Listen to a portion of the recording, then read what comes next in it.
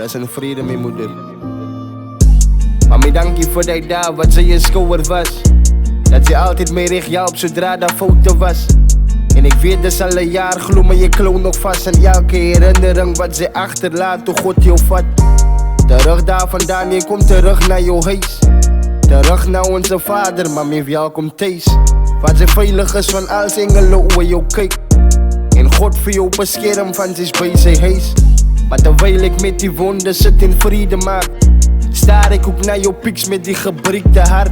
Ik zoek mijn zwakste en ik hoop zij kon zeggen hier is mijn hand. Want ik verdrink je net, zij kon jou uit die diepste kant van leven. Die pad voel je diezelfde, niet die pad stap ik alleenig. Die hartkloppen zoek anders, zo stadig begin ik beven. Ik voel dronk vanaf mijn kop en even slam binnen mijn benen. Mijn voeten kan niet liggen, het voelt zwaar voor mij zo stenen. Mijn guardian angel, het zij wat mij die kracht geeft.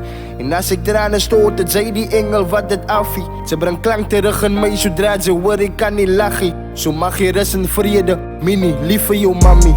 Al mijn daden voelt te zwaar.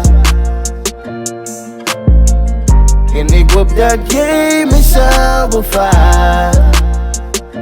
Voor eeuwig en altijd, blijf je bij mij. Zodra je ziet het druk aan tijd, bescherm jij mij. Wat ik verlang, ja ik